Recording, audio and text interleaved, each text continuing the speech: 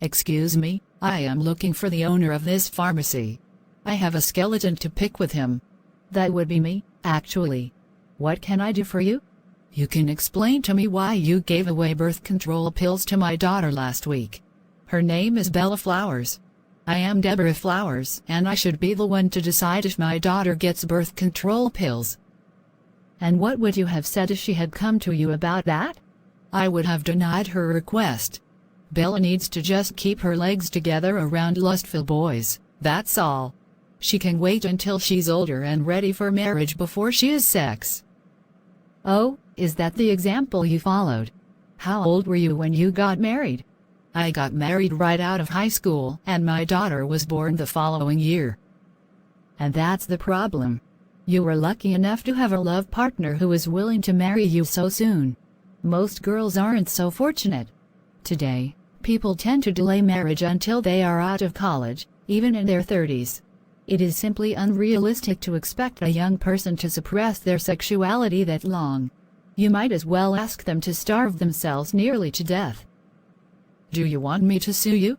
Just don't give any more birth control pills to Bella, okay? This is your only warning. All right. But if your 16-year-old daughter gets pregnant before she graduates from high school, don't blame me. Did my mother come here earlier? Yes, she did. She complained to me about giving you the birth control pills last week. She is such a control freak. She goes through my personal belongings to make sure I am not doing drugs or drinking alcohol. That's how she found the pills, and then threw them out. Can you give me some more birth control? My boyfriend and I have been having sex on every date, and once that habit starts, it's hard to stop. If I do, how will you keep your mother from finding and discarding them again? I will give them to my boyfriend. He also uses condoms. May I have some of them too? Sure, no problem. Just take the items straight to your boyfriend. And insist he use them on every date. No rubber, no lover. Ha ha ha. That's a good one. I will remember that. Oh, what is your name? Jessica Sims. And are you related to Carrie Sims? She is my daughter. Well, your daughter is one of my heroes. Last week, there was this boy who had sexually harassed a younger girl, and Carrie found out about it. She came after the boy, right into the boy's restroom, no less, and then kicked him in the groin. He had to go to the nurse's office, but he was too embarrassed to admit a girl had beaten him. Oh, and is that some mere gossip? My brother saw her kick the boy, and then he told me about it. And then Carrie herself confirmed it. Carrie is one of the toughest girls I've ever seen. She could be a great bodyguard or bouncer someday. It seems you have been making quite a name for yourself as a protector of other girls. Bella Flowers told me about you giving a boy a well-deserved kick. Yeah, well, I was trying to make sure that asshole didn't eventually rape a girl. He was openly touching girls' butts and boobs. That's sexual assault, isn't it? It most certainly is. But law enforcement normally ignores such things from teenagers. You know, the boys will be boys attitude. No wonder so many girls are so fearful and suffer from low self-esteem. Speaking of which, you know, I only changed my appearance in response to my suicide attempt, because I felt like I wanted to look different to get past that trauma. But was there anything wrong with my old self? Not at all, Carrie. You look beautiful the way you were, and you look beautiful now. Either way, I love you. Then I think I know what I need to do.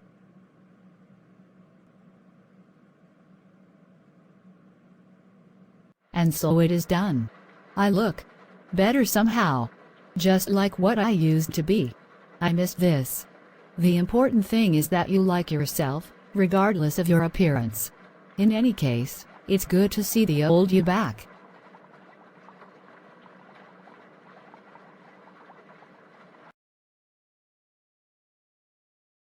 Carrie, is that you? Yes. I reverted to my former self.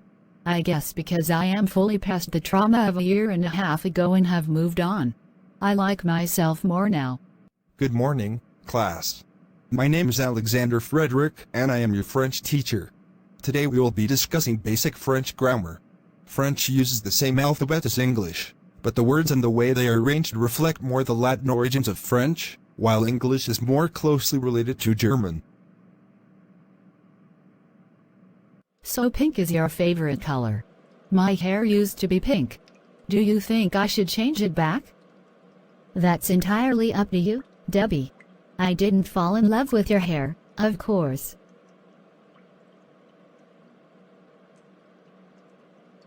You changed your hair again? Yes, pink was Laura's favorite color, so she helped me recolor the hair. We tried a dozen different styles, but the old pigtails seemed to be what we were most fond of. There, now I feel a lot better. It always puzzles me why you teens are always changing your looks. I liked you the way you were. Of course, there is nothing wrong with you now either.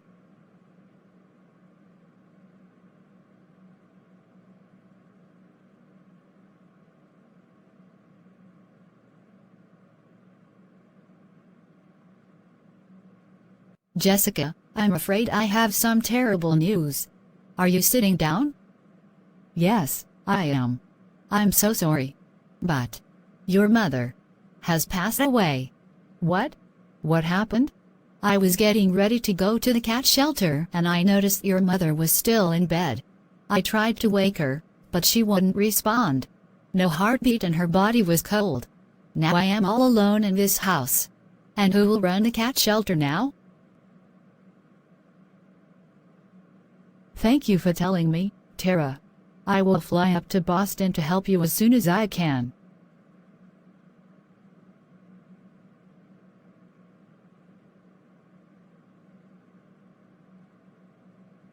Oh, my God. Let me hug you.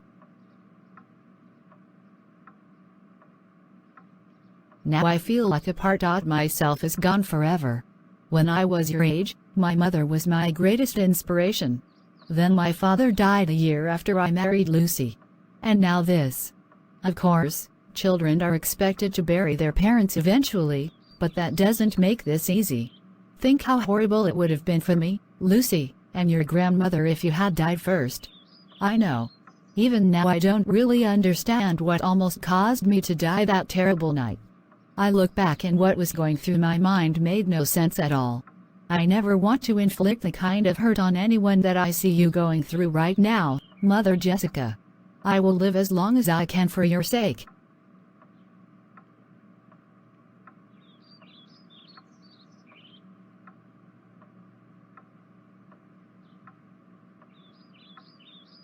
Lucy, I need you now. More than ever.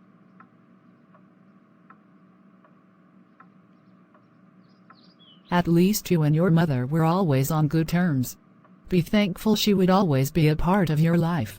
Mine wasn't for many years. I remember.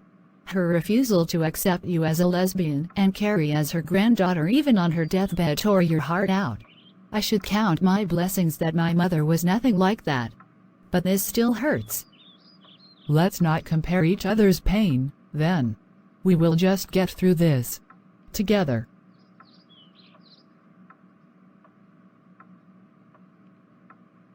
It's so ironic that we reverted to our old selves, but time keeps forcing changes on us. Now I have no living grandparents, Debbie. What about yours? I have never met my father's parents. And my grandmother I only saw once at my grandfather's funeral. She cut off my mother after mother came out as an atheist. Even at the funeral, they said little to each other. That sucks.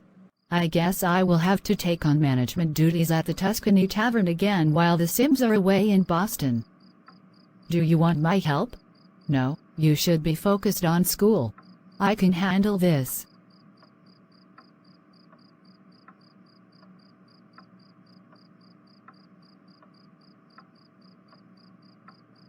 My twin brother. Thanks so much for helping to take care of things before we arrived here.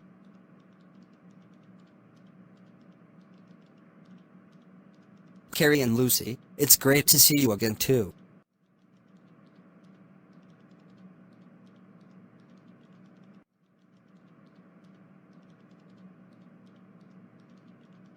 You are as cute as you ever were. I almost regret being lesbian sometimes. I would have chosen you to be mine if I was straight. You flatter me. But I do have a love partner. I've only been seeing her a couple of months, so I didn't invite her here. Not her business.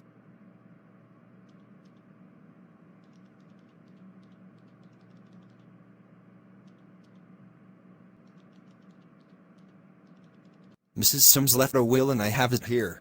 I will open it now and read it. I, Kelly Sims, do hereby declare that I will leave my home and my cat shelter to Tara Comlin. She, for all practical intents, was my second granddaughter and my partner in what I cared for most, helping the cats in Boston live better lives.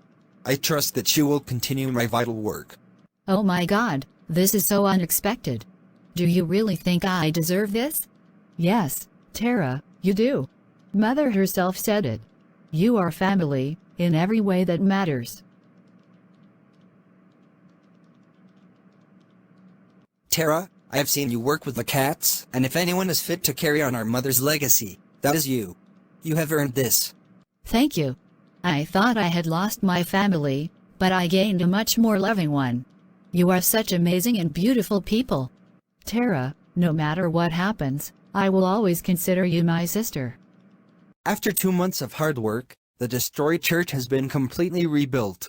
The congregation returns for their first worship service in the new structure. I don't think I will ever get used to the Christian cross being alongside the Jewish Star of David, the Islamic crescent, and all the other religious symbols on the walls now. If it bothers you, why did you support the church becoming Unitarian Universalist? Because I grew up in the church and saw that under Reverend Dave Owen, more and more young people were leaving the church. I asked one of them why he left and he said, "That preacher is a liar and a bigot." I know better than to be anything like him. The access to the internet with its vast amounts of information has destroyed the credibility of religions like mine.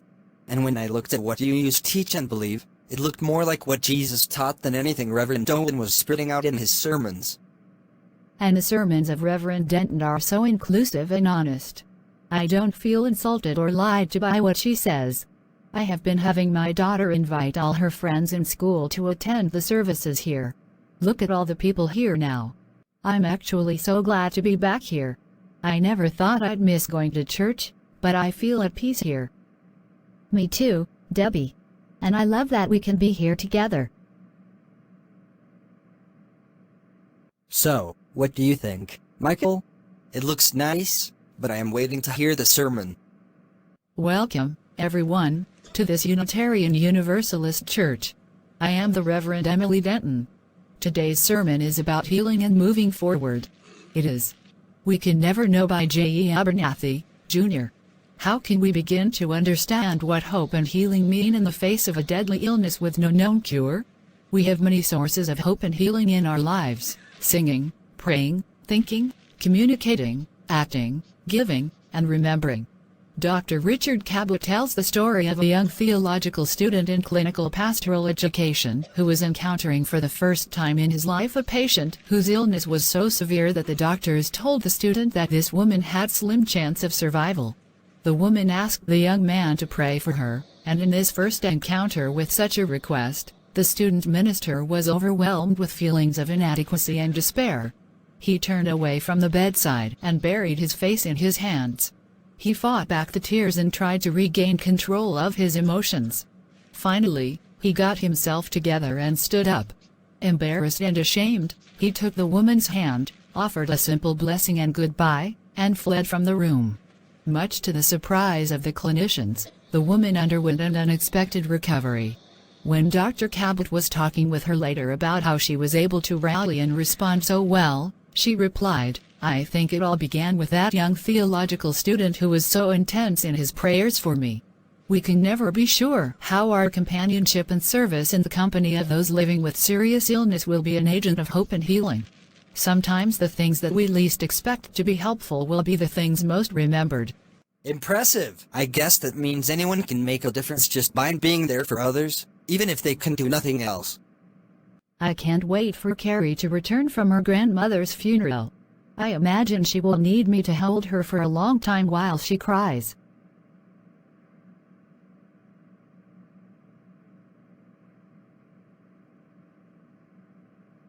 Thanks so much for coming over. Without you, my heart feels empty. Debbie, sooner or later you should decide who you want to settle down with permanently, me or Laura. The more I am with you, the more I feel like I want to spend the rest of my life with you. That no one else could ever take your place because of all we have already been through together. I understand that. But dumping Laura seems so unfair, since she hasn't hurt me since we started dating. It's not about her hurting you. It's just deciding who you can see yourself with as an adult. Who would you actually grow old with? Who would you want to raise a family with? And for me, all those questions are only answered with you. I love you too much to turn away from you, ever. Well, we are not adults yet, neither of us are pregnant, and there is no guarantee that either of us will grow old. So we have time to explore our options. Maybe a year from now you will feel differently.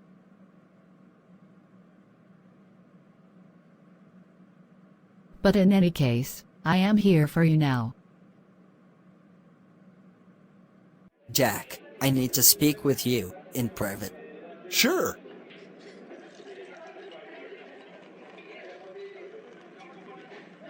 So, what's going on? I just noticed a cop car with 2 patrol officers sitting in the club's parking lot. My guess is they are looking for an excuse to come in here and arrest you or club patrons for possessing drugs. So if you are dealing here, you must stop now. We don't want to give the cops any excuse to make arrests here. It's bad for business. I understand that. It just seems so hypocritical for cops to be busting us for selling certain substances like cocaine or pot when we already have other substances that are also dangerous, but perfectly legal like alcohol or tobacco. Those who run our government say they believe in a free market, but their so-called war on drugs show them to be liars. Everything you say is true, but we just need to work within the system as it is now. It's just frustrating because if I don't deal drugs to the clubbers, someone else will and I and this club will make less money. I'd rather us make less money than this club possibly be shut down completely. As owner of this club, I make the rules, so starting tonight, no more drugs here. If you deal, don't do it on this property. Yes, sir.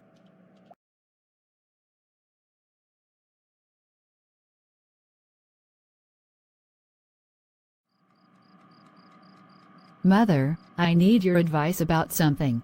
What is it? Carrie is wanting me to choose between her and Laura soon. I asked her to wait maybe a year or so.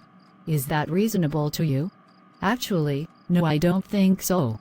Lucy told me a couple of weeks ago that Carrie tried to use a dating website service to find her a boyfriend and she ended up meeting a much older man. Lucy drove the creep away before he could do anything to Carrie. Oh, my. So she was thinking of dumping me? Then why would she ask me to make a total commitment to her now? I am confused.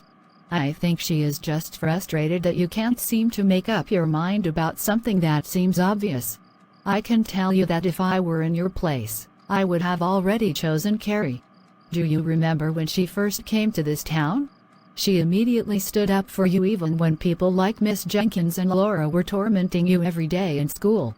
You and Carrie fought together to stop the discrimination against atheists and LGBT people. After your father was killed, Carrie comforted you, and when she almost died by suicide, you comforted her, and you comforted her again after her grandmother died. You two have been through hell together. And I consider Jessica and Lucy, Carrie's mothers, to be like my sisters. By contrast, I don't feel close to Laura's mother at all. I'm sure Laura has some good qualities, but Carrie is simply the better choice. She is both incredibly strong and beautiful, inside and out, and when you two are together, it is clear that you complete each other. Then I know what I have to do, but it's going to break my heart, along with Laura's. We still love each other, so much. I know, but I have an idea that might make things easier for all of you. Laura, I'd like to invite you to another date with me at the Tuscany Tavern this Saturday. Sure. I love eating there. Actually, I love going almost anywhere as long as I am with you.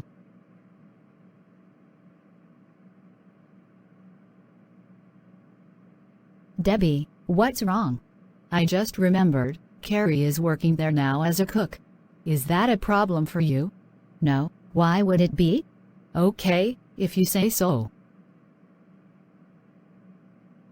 Welcome back to the Tuscany Tavern. What can we get you? I will have a small pepperoni pizza and a glass of Dr. Pepper. And I will have spaghetti and meatballs with some apple juice. You wanted something else? Is Carrie working in the kitchen? If so, I need to talk to her. Can this wait? Her shift ends in about an hour. No. I need to get this over with. Tell her to come see me, please. If this is what it looks like, should I leave first? No, Laura, this is as much about you as it is about Carrie and me. You both need to be here so I can endure this situation just once. All right, Debbie, I am here. What did you want to talk about? I want you and Laura both to know that I still love you with all my heart, and ending a love partnership with either one of you is indeed heartbreaking. But for all our sakes, I must end this three-way relationship and have us only have a two-way relationship, and that means that you, Laura, cannot be one of the two. I have finally decided once and for all that Carrie is to be the love of my life, the only one I can dedicate myself to in every way imaginable. That is why I invited you here tonight, Laura. This is a breakup date. A breakup date? Yes. I could have simply dumped you with a phone call or a text message, but it is because I care for you so much that I felt that telling you the truth to your face after one last outing together would be best. Please. Please don't be angry at me. This is so hard. Oh, Debbie. I am not angry at you. Disappointed, yes, but I am still grateful for you being so loving to me. Maybe I was just coming at you so strong because I was trying to compensate for having hurt you so much years ago. But instead I only made another problem for you. Can I hug you one last time?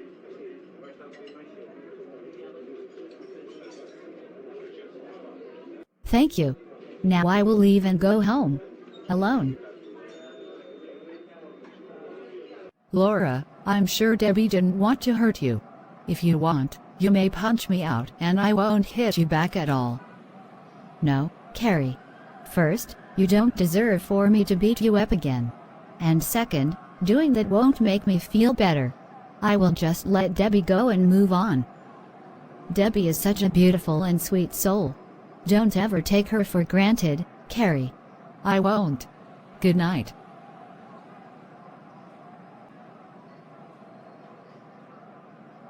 Carrie, why aren't you in the... Oh, never mind. I'm sorry, Mother Lucy, but can you please give us a few minutes?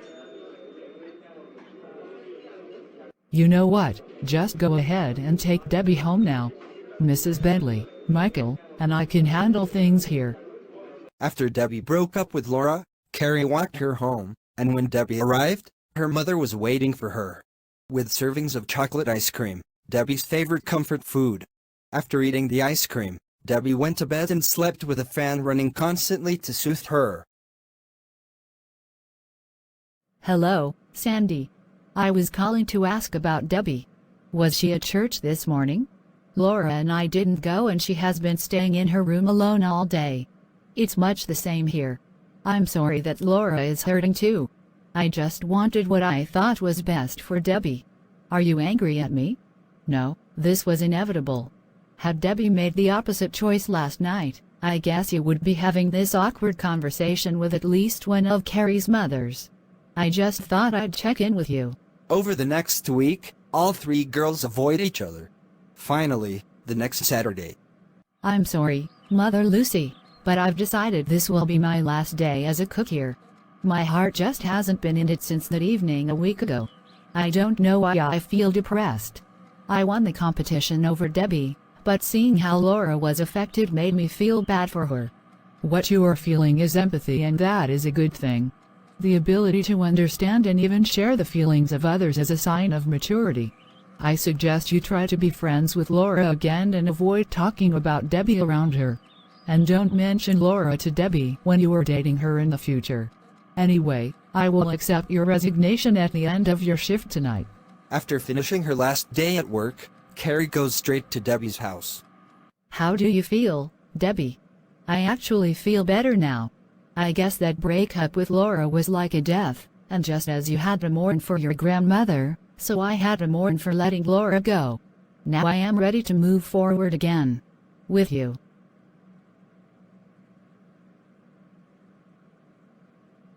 Please spend the night with me. All I want now is to lay in your arms and sleep with you. All right, I will tell my mothers.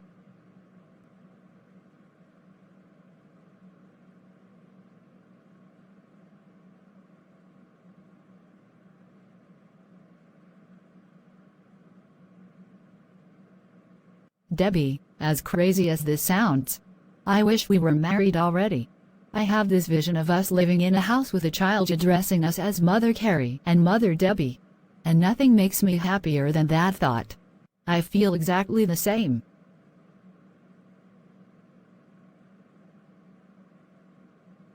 It seems we can get married now. With parental consent. The lowest age for that is 14 in Texas. We would need to be 18 to get married on our own.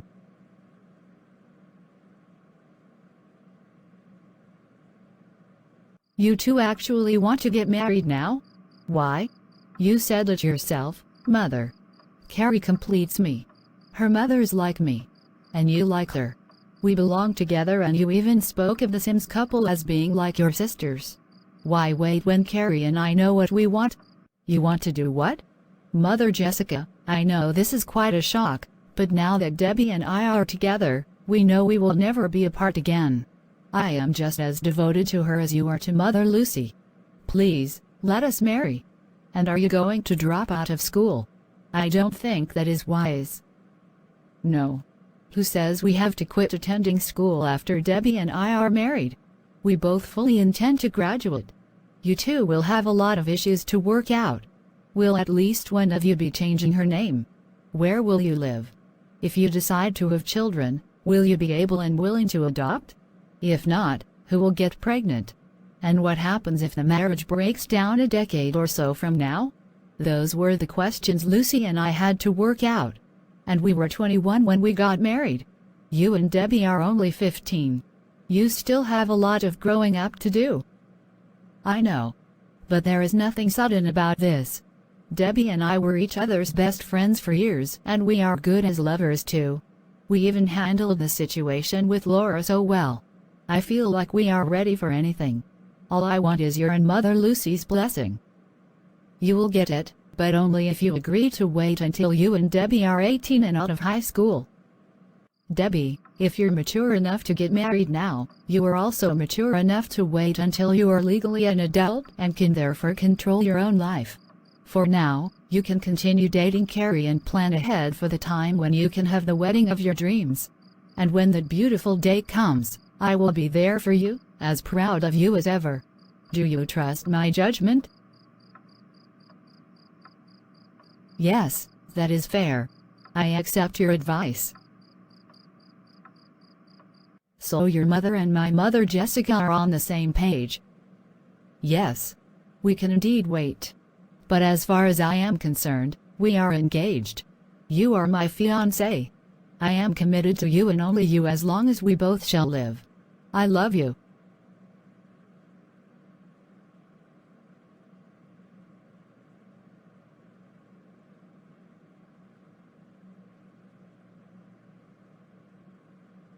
One day, Reverend Emily Denton, the Unitarian Universalist minister of the church in the town Debbie and Carrie live in, got a letter from another minister. A Baptist one from another town about 60 miles away. Dear Reverend Emily Denton, I am the Reverend Jason Benson. I would like to meet with you at a time convenient for us both to talk about our religious and moral differences. I and my church belong to the Southern Baptist Convention, and I understand the church you work at was also once Baptist. I'd like to understand why it changed. Reverend Denton sent a reply. Sure, I'd be happy to meet with you at a location in my town. Here is my email address. And so they eventually agreed to meet at the Tuscany Tavern. Sandy, I chose the Tuscany Tavern for my meeting with this other minister because it is a public place and I want people there I trust. I am a bit concerned about why he wants to see me. You should be concerned. After news of our church defecting from the Southern Baptists came out, I, Lucy and Jessica actually got death threats.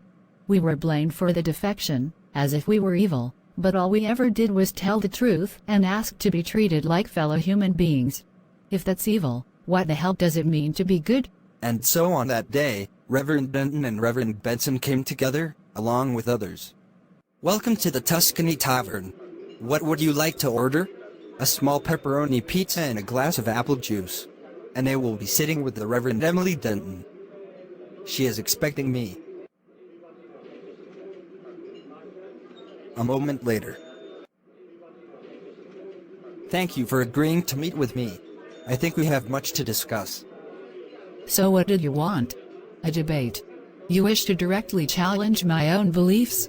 No, I won't try to convert you to Christianity. I just want to understand what happened last year. The entire Southern Baptist Convention was shocked at your church's defection. I wasn't there when the split occurred. I only joined as its minister later. But here is one of those you really should talk to. Carla Jenkins. Hello. I was a leading member of the church when it was Baptist, and I later led it to become Unitarian Universalist. It didn't happen overnight. The process started when the owner of this restaurant, Sandy Smith, confronted me about my treatment of her daughter in my English class. The problem is not merely your religion. I really don't care what you believe. The real issue is bigotry. Imagine if you lived in a mostly Muslim country and a teacher was trying to force the Quran on your Christian child. Or you were in an atheist country and your child's teacher was forbidding any mention of the Bible in its stories. That is exactly what you have been doing to Debbie and Carrie. If all religious or non-religious views are treated as equals under the law, you cannot give special or exclusive treatment to any of them. Haven't you ever heard of the Golden Rule? Of course, do unto others as they would do unto you. Exactly. That's all I am asking for. The assumption that Christianity and the Bible have a monopoly of moral ideas in this world is a falsehood that anyone knowing the truth, the whole truth, and nothing but the truth about religion would have to admit. I wasn't a match for her arguments, and for the first time in years, I felt humbled and ashamed of myself. That was when my attitude about Christianity began to change. I still wanted to be Christian, but I could never go back to being that fundamentalist again. Later, the minister at the church back then, Reverend Dave Owen, confronted me about the matter. Carla, I am very disappointed in you. Your compromising with those corrupt people could corrupt you in turn. You are either committed to the cause of God, or not. Those atheists and lesbians do not belong in this town. We as Christians should control it and no one else. What do you want us to do, lynch them? Even the Bible forbids that. In the same Bible there are many instances of when the people of God rose up against the unbelievers and defeated them. Like in Numbers chapter 31, perhaps. So basically, your minister at the time was trying to get you to ignore or even break the law. That's disturbing. Yes. And I think that's why he justified in his own mind the burning down of our church. He committed an act that was clearly evil while claiming to be fighting for something good, the Christian faith. I couldn't accept it at all, so that is why I am now atheist. I was really hoping for something different today, but all you have done is make my own nagging doubts louder. What do you mean? I grew up in my church, and my father was a minister. When I was a teen, I felt like God was calling me to the ministry, just like my father before me. But now my faith has been shattered. How can I go back and face my congregation, my family, my fellow Baptist ministers? I am myself a Christian and always have been. You don't need to abandon your faith to be enlightened as I and Carla are. I have a suggestion. Do you remember the parable of the Good Samaritan? Of course. Jesus was answering a question from a fellow Jew, who is my neighbor. So Jesus referred to a member of a despised minority in the land of the Jews. Today, the phrase Good Samaritan is used to mean any kind and helpful stranger, but that waters down its meaning. To recapture the parable's original meaning, you should replace the Samaritan with the good homosexual or the good atheist. Jesus said, "Your neighbor is the one who helps you." And he also said, "Love thy neighbor as thyself." He did not say to only love those who share your religion. Wow! You are exactly right. We must keep in mind that there will always be those who cling to the outward form of a religion, like Reverend Owen, or the Jews who rejected Jesus, and that makes a religion useless in making people better. It's like food that is poisoned. The nutritional value of the food doesn't matter if consuming the poison in the food kills you. And another thing to consider is what Jesus taught about what would happen to many of his own followers in the future. He said, "Not everyone who says to me, 'Lord, Lord,' will enter the kingdom of heaven, but only the one who does the will of my Father who is in heaven.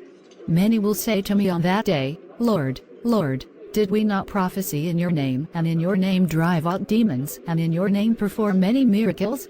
Then I will tell them plainly, 'I never knew you. Away from me, you evildoers.'" Matthew chapter 7 verses 21 through 23. And Jesus also taught in that same chapter, "You will know them by their fruits. Every good tree bears good fruit, but a corrupt tree bears evil fruit. A good tree cannot bear evil fruit, nor can a corrupt tree bear good fruit."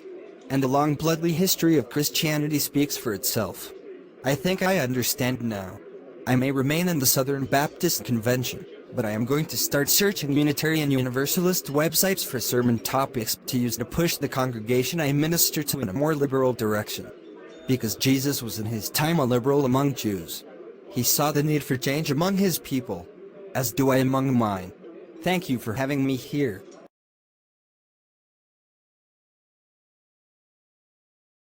It is October and Debbie and Carrie, like most others in the town, are looking forward to Halloween. Carrie, did you get an email from Vicki Jones yesterday? About the horror movie that is to be produced here in this town? Yes. She's not involved in the movie's production, but she did recommend our town to the movie's studio and us as actors in the movie too. She is part owner of the studio, so they listen to her. I can't wait to get started on it and... hello Laura. Hello, Debbie and Carrie. Is it okay if I sit with you? Of course. You are still our friend, regardless of what happened in the past. So what's this about a horror movie? The movie is to be titled Trick or Threat and is to be produced here by a major Hollywood studio. The film is about a town being invaded by zombies.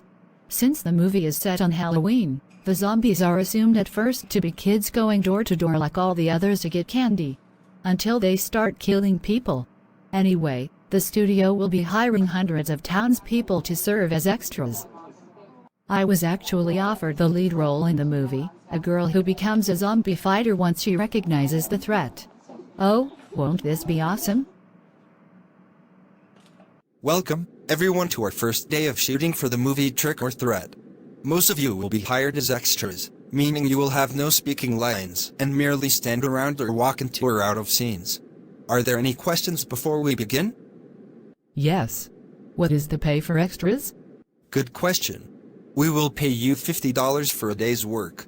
If we use you for multiple days, we will pay you more, up to $200 if you appear for all 4 days we shoot here in this town.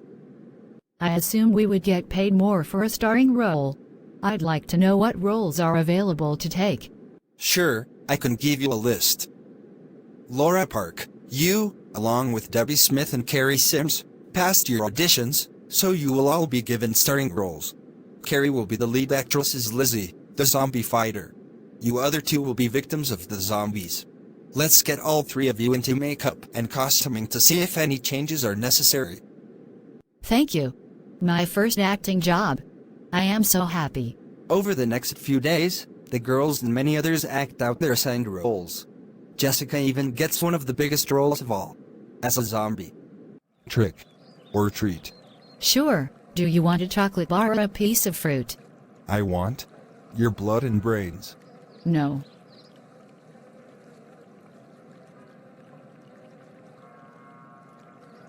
Cut. That was great. No need for another take. On to the next scene.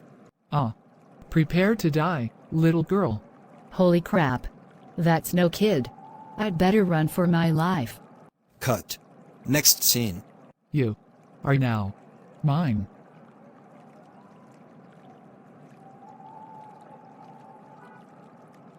No. I won't die tonight.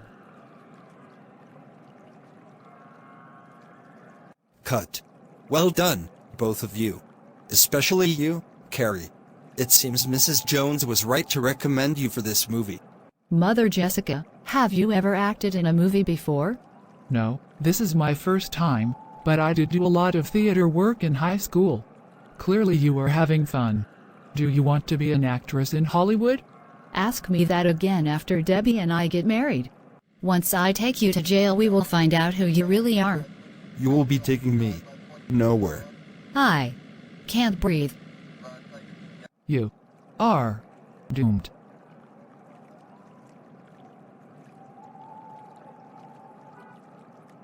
Remember me, the one you allowed that steel beam to fall on? Now you will pay. That was an accident. And we already paid when we settled the lawsuit with your parents. We.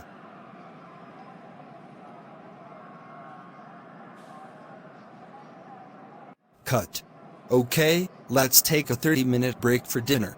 So how much longer will this take? We will have 2 more hours of shooting tonight and then 1 more hour to remove my makeup. I should be ready to go home by 10 p.m. All right. I will go back inside and we will resume making pizzas for the cast and crew. I thought being an actor would be glamorous, but most of the time we just stand around waiting for orders. It's frustrating. I learned that only a small percentage of actors become world famous. Most struggle to get enough parts to pay their monthly bills and rent. Either that or they take non-acting jobs when they are not acting. You are right, Carrie. I've spent nearly a decade trying to get a major role, and this is the best I've gotten so far. What you see on TV news or read in magazines is not the whole story. Excuse me, I think it is time for me to do another scene with your mother Jessica. So how many did you kill so far? I got 9. You need more practice. I got 13. And now it is time for the battle between the townspeople and the zombies. Action. Enough. You zombies have caused enough death here. Yes, I have weapons now. Let's use them to cut these invaders to pieces. And the movie ends with the zombies exterminated and the town saved. But only after many people died. Carrie Sims, now that on-location shooting is completed, we will be leaving town tomorrow. But I'd like to make you an offer. Come to Los Angeles, and I can cast you in another movie I have been assigned to direct. A romantic comedy in which you would play a girl who falls in love with a fellow student at a karate class. And I am willing to pay you $200,000, twice what you are being paid for your work in Trick or Threat. This could lead to you becoming an A-list actress. And what about Debbie, my love partner? Will you be using her too? No, I don't see as much potential in her like I see in you. I'm sorry, but Debbie and I are a package deal. Without her, no amount of fame and money matter to me. I will stay with her. But what you could do is take Laura Park and cast her in the karate movie. She actually does know karate, as I know from my own personal experience. Very well, I will cast Laura. Thanks for the recommendation. Debbie, I have wonderful news. The director has chosen me to come to Hollywood and appear in his next movie. My mother has agreed to that, so we will be leaving town next week. Congratulations. I am happy for you. I hope you do well there. But of course, I will miss you. I know, but this is too good an opportunity for me to pass up.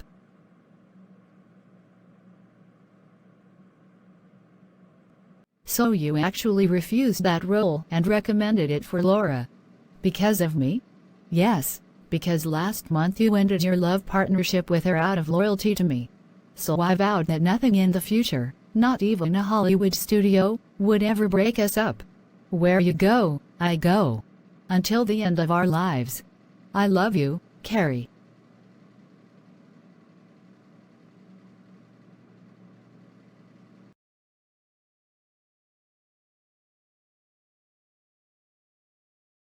Halloween is approaching, and in the darkness of a forest, there lurks a great evil, zombies.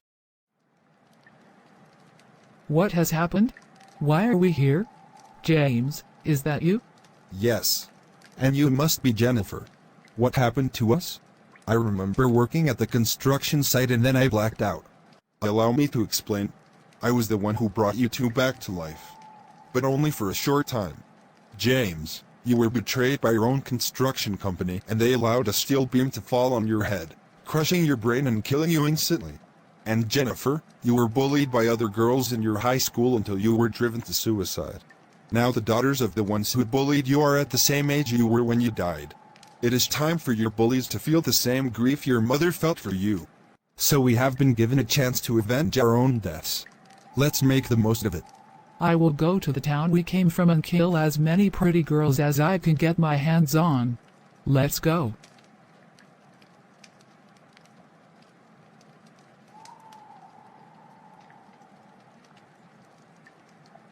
Lizzie, are you excited about the coming of Halloween? Of course. I hope Sammy will come to the party I am planning. If he does, I will surprise him with a kiss. So are you coming to it? I would, but my mother asked me to stay home and hand out candy to the kids that will be coming to her house. Why can't your mother do that herself? She had to leave on a business trip. She's always gone on trips. I don't think she appreciates you enough. Well, at least I have a mother. Aren't you an orphan? What?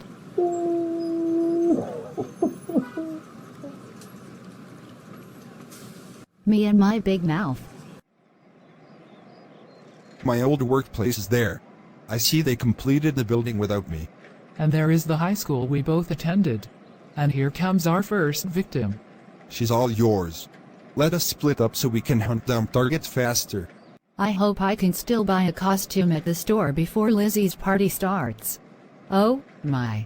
What realistic makeup the girl has. Are you going to Lizzie's party too? You'd be a hit there. No, because I died after being humiliated at a party by people I thought were my friends. Now it is your turn. You are doomed.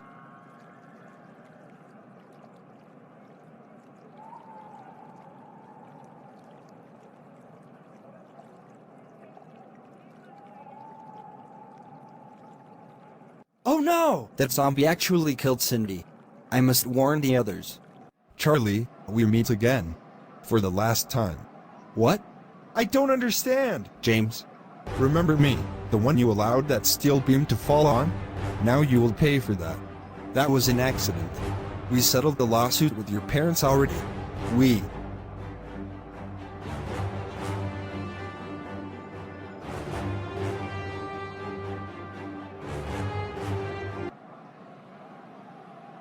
I can't tell them Cindy was killed by a zombie. I would be laughed at. But I have to say something. Oh, Lizzie. What's wrong, Sammy? You look like you have seen a ghost. Ha ha ha, funny. This is Halloween, after all. But I saw Cindy in the park nearby and it looks like she was badly hurt. Can you help her? Oh no. I will go out and look for her. Was she bleeding? I wasn't close enough to see. I just rushed here to tell you. On my way. Cindy. Cindy. Oh my God.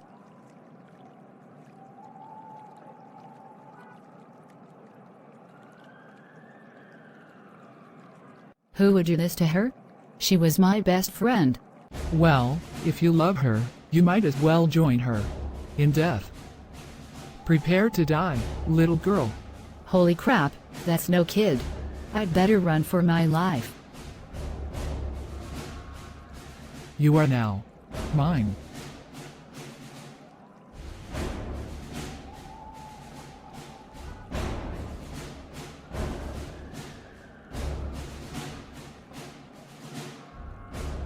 No, I won't die tonight. You will pay for killing Cindy, you bitch.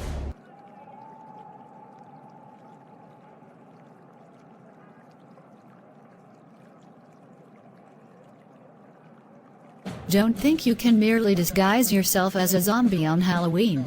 Once I take you to jail, we will find out who you really are. You will be taking me nowhere. I can't breathe.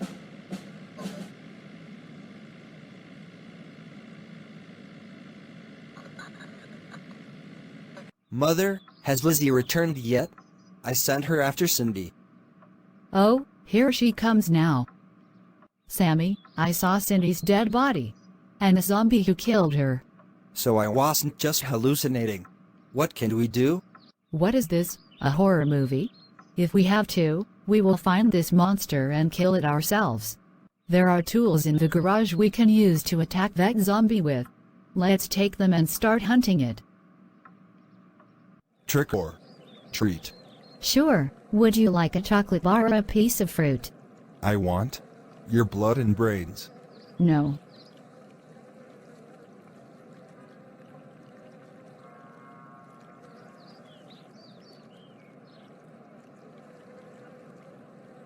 So how many did you kill so far? I got 9. You need more practice. I killed 13. So you are the ones disrupting my business and causing chaos in this town. Enough. You zombies have caused enough death here. Yes, I have weapons now. Let's use them to cut these invaders to pieces.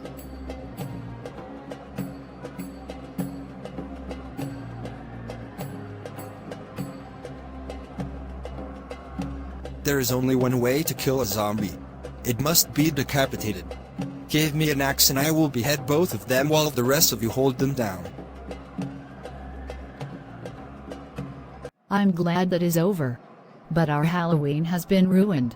Well, I never really liked that holiday anyway. I have to wonder where those zombies came from and how they came to exist. And why they attacked us. We can just let the experts figure that out. For now, I think I owe you something, my hero.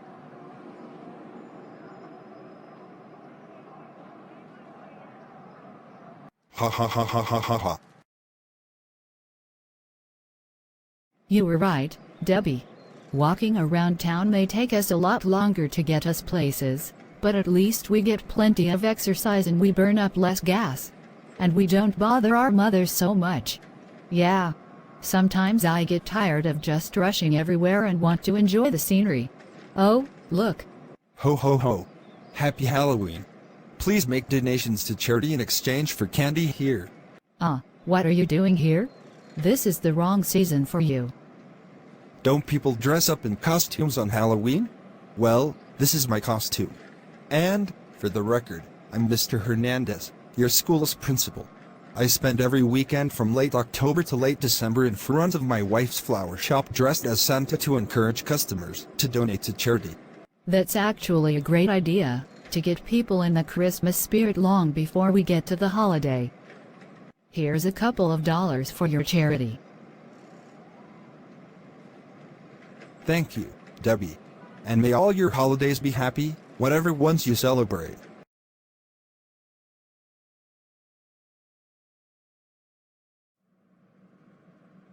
You wish to see me, Chief Mason? Yes. I've just done a review of all your performance evaluations over the past 8 years. I discounted the first 2 because they were done by the previous police chief, who as you know was removed from his position after he was busted for acts of sexual harassment. Anyway, I will be retiring from the force after this year. And I have chosen you to be my successor. Congratulations. Thank you, sir. Of course, I will be sad to see you go, but your retirement is well earned. I will be assigning you a new junior partner that you will spend several weeks training to work in your place as a patroller once you are promoted to chief. He is waiting for you outside. Welcome to the force. I am Officer Kelly. And I am Officer Randall. Good to meet you. Now go out there and help keep this town safe. So where are you from, Randall? I was born in Florida, but moved to this town from Arlington, where I was on the police force. Anyway, the property values in that city are insane, so I moved here to find a cheaper place. Anyway, before coming here I read about the recent history of this town. Is it true you had a Baptist church that was burned down by its own former pastor? Yes. I myself arrested the pastor once for disturbing the peace. I can't believe I once looked up to him. What is your religion? I was raised Presbyterian, but was most recently a Methodist, though that ended when I broke up with my girlfriend. And you? I'm still a member of that church. It is now rebuilt and it is no longer Baptist. It became Unitarian Universalist. That seems strange. So they are similar? Not really. UAism is not a Bible-based religion. Most UUs don't even consider themselves Christian, even though their ancestors were. So what sorts of crime problems are in this town? Nothing too serious. David Park, the one who actually burned down that church, was also the last person I ever arrested here. And I've never had to shoot anyone. And yet you carry a gun? Better safe than sorry. I think carrying a gun makes you more likely than not to be a target. That's why I have a banana in my holster. That way, the holster still has a practical use. I eat one banana a day, along with other types of fruit, to stay healthy. Up ahead is the Tuscany Tavern, the most popular restaurant in this town. Come, let us eat there. Welcome to the Tuscany Tavern. What will you have? Randall, will you share a pizza with me? Sure. Pepperoni, please. One large pepperoni pizza, and 2 waters. No problem. So this is more or less a typical day here in this town. About all we have to do is write tickets for moving or parking violations, and that's about it. I guess that's why the church being destroyed was such a big deal. The whole town was shocked at that. Peaceful and quiet, the polar opposite of Arlington. I like it. So what are we watching? An episode of Cheaters. It always amuses me to see unfaithful love partners get busted on that show. Oh, my God, are they? Rich Smith. I gave up my family to be with you, and we had 2 beautiful babies together, and now you pull this? How dare you? Say no more. Turning the TV off, right now. I did not need to see that.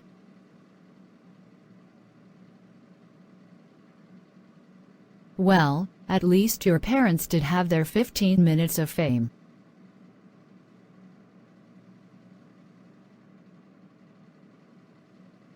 Huh? Where am I? Father, what's going on?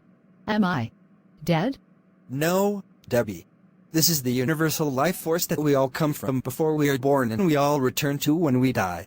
It's not heaven or hell as you would understand it. So why am I here? To allow you to give me a proper goodbye. I know you have missed me terribly for years, Debbie, but as horrible as my death was, you came out of it a stronger person. Every choice you make, and every tragic incident you live through is a chance to learn and grow. In my case, I cheated on your mother because I felt she did not value me as a husband, but after the one I gave up Sandy for abandoned me in turn, I realized what a fool I had been. I know you are with Carrie now, and I hope you have learned from my mistakes. Never take Carrie for granted. She is the best thing in your life and always will be. I know. And I already have vowed to be better for her than you were for Mother. Thanks for confirming my feelings, Father.